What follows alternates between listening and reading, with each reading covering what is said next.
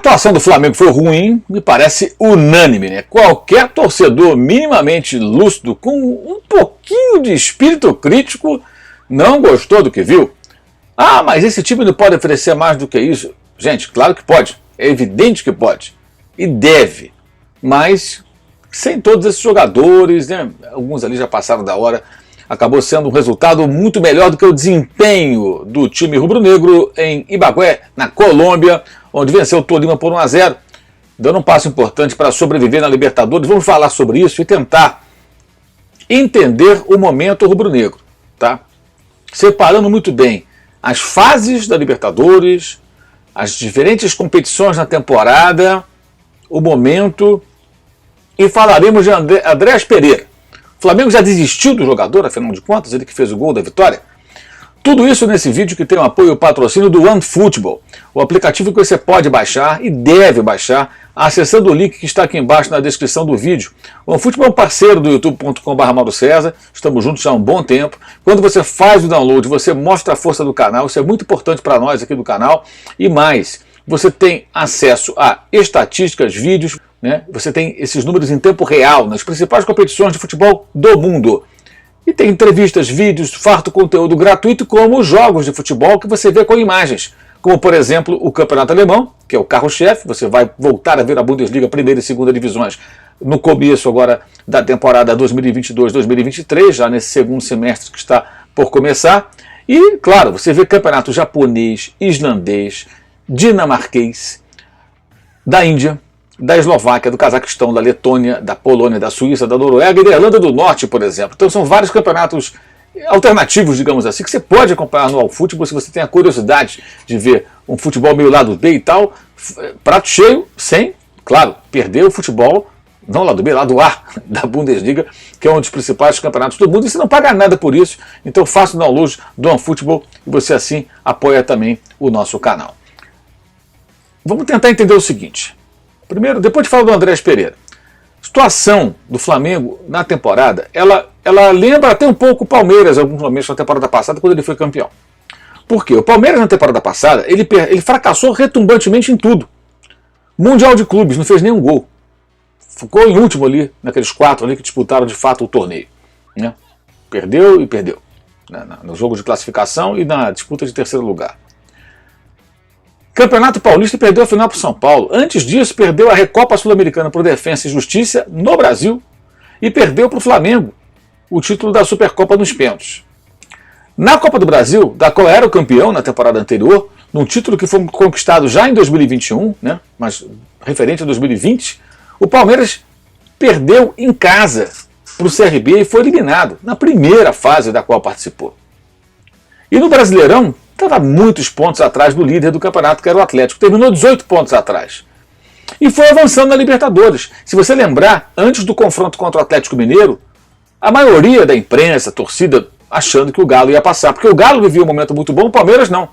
E com 2 empates e o gol fora, critério de desempate que nem existe mais na Libertadores, ele foi removido a partir dessa temporada de 2022, o Palmeiras avançou, foi à final e foi campeão.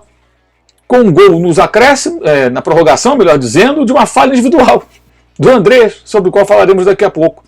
Olha como as coisas aconteceram. O Hulk perdeu pênalti na trave do jogo aqui em São Paulo. O Vargas perdeu um gol incrível quando o Atlético tinha acabado de fazer 1-0. Aí o Nathan Silva cometeu um erro, jogada pela esquerda do Verón, e gol do Dudu, empatou, o Palmeiras se classificou. Foi tudo no fio da navalha. Gente, não estou tirando mérito não, estou só mostrando o seguinte, o time foi sobrevivendo e chegou ao título. Isso acontece. Já vimos o Boca fazer isso, o River fazer isso. O River estava virtualmente eliminado em 2015, dependia de outros resultados, conseguiu a classificação e foi campeão. O São Lourenço, em 2014, foi campeão da Libertadores, dependia de um outro resultado, de vencer o Botafogo para se classificar para a fase de mata-mata, se classificou e foi campeão. Edgardo Baus era o técnico. Já havia vencido uma Libertadores com o LDU, naquela final com o Fluminense em 2008. A Libertadores está repleta de histórias assim. Os times que se recuperam durante e chegam ao título, chegam até a final, como o Santos. Teve uma reta final espetacular, exceto o jogo decisivo, perdeu o Palmeiras no Maracanã na temporada 2020, mas arrebentou na reta final. Bateu Boca, Grêmio e foi para a final. Até então ninguém dava nada pelo Santos. O Cuca com o Marinho e com o Soteldo. Então, o que o Flamengo tenta nesse momento, se tratando de Libertadores de temporada? Passar pelo Tolima, um passo foi dado. Jogou mal, jogou muito mal. Ah, sim, não vai passar por outros adversários, sim.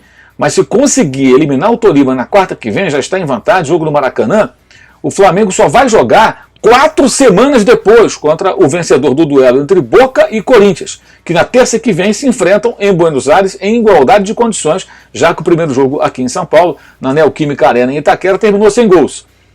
Então, nesse intervalo de 4 semanas, até o primeiro jogo, e aí se o Flamengo passar tanto contra Corinthians como contra Boca Juniors, o Flamengo jogaria a primeira partida fora de casa e decidiria a classificação ou não no Maracanã.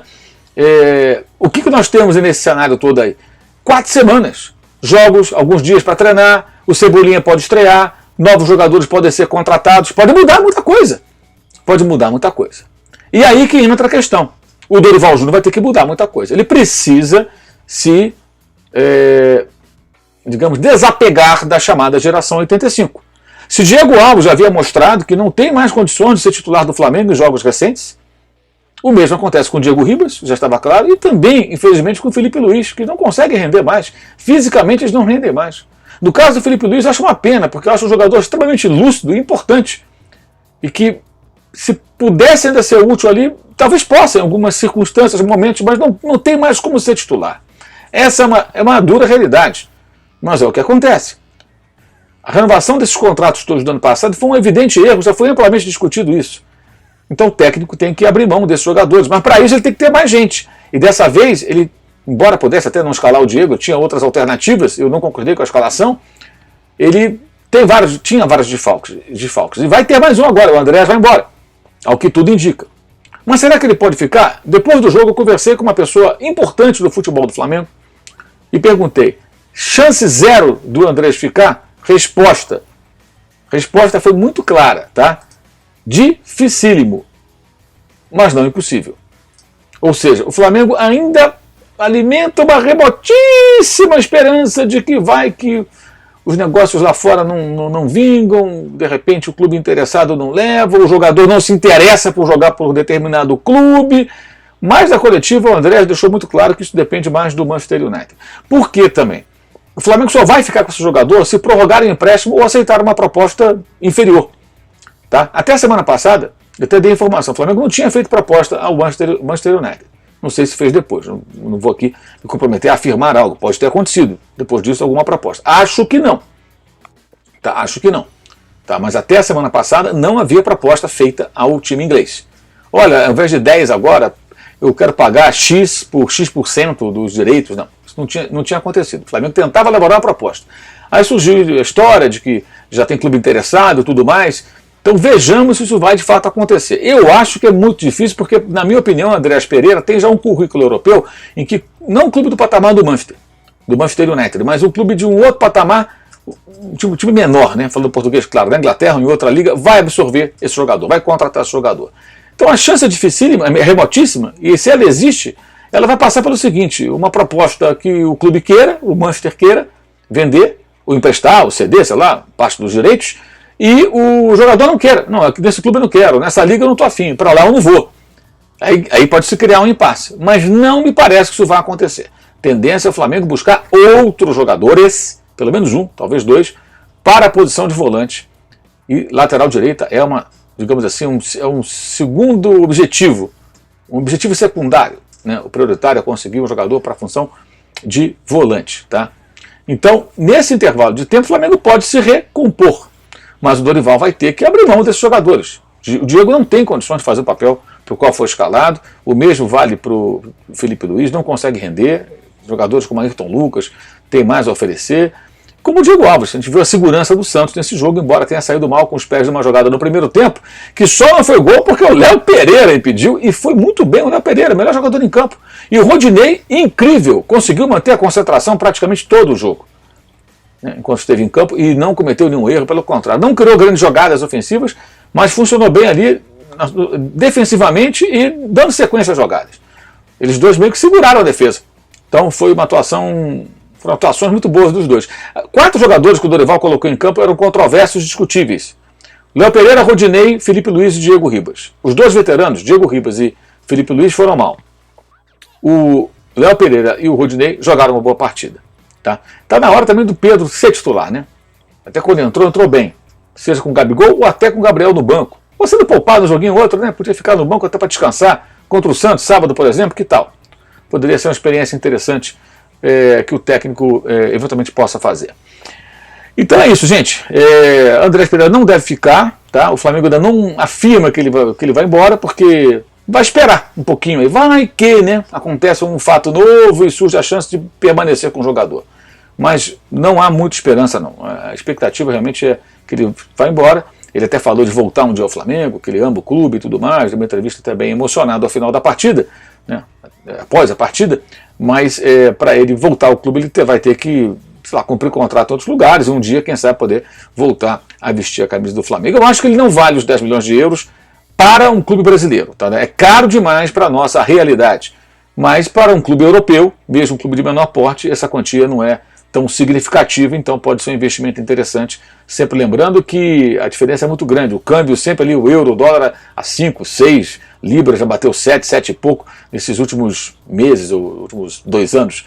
Então é uma disparidade muito grande no câmbio, e isso torna mais difícil ainda para clubes brasileiros contratar jogadores assim por essa faixa de preço. Ainda mais o Flamengo já fez agora uma aquisição de 13 milhões e meio aproximadamente de euros do Everton Cebolinha, que pode chegar a mais dependendo das metas que ele eventualmente alcance vestindo a camisa do clube carioca. É isso, gente. Esse vídeo tem o patrocínio do OneFootball. Mais uma vez eu convido você a fazer o download. O link está aqui embaixo na descrição do vídeo. E, evidentemente, você já viu passando aqui todos os links, né? Tudo aquilo que a gente destaca nos nossos vídeos, né? E que tem links aqui. Os links ficam disponibilizados na descrição do vídeo, que é o nosso clube de membros, para você apoiar o canal, participar, quem sabe, da live dos membros. É o nosso canal de cortes, você faz lá a inscrição, lá você tem o melhor das nossas lives, então faça a inscrição no nosso canal de cortes. O Uso 360, que é a loja virtual que comercializa os produtos do canal, da Live Soft Open e muito mais, canecas, camisetas, são maneiras de você apoiar o nosso trabalho aqui no YouTube.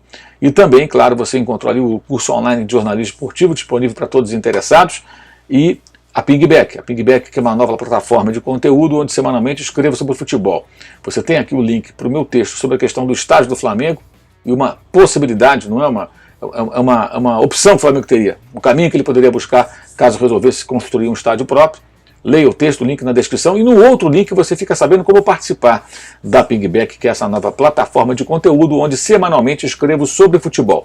E, claro, o meu blog no All Sport também, sempre com o link do texto mais recente, você encontrando aqui embaixo na descrição desse vídeo. Nesse sábado, após Santos e Flamengo, por volta de 9 e pouquinho da noite, estaremos mais uma vez aqui em live, batendo um papo com vocês sobre mais essa partida do clube rubro-negro, o time comandado pelo Dorival Júnior, certamente com muitas mudanças na sua escalação em relação a esse time que derrotou o Tolima por 1-0 em Ibagué, lá na Colômbia. É isso, saudações.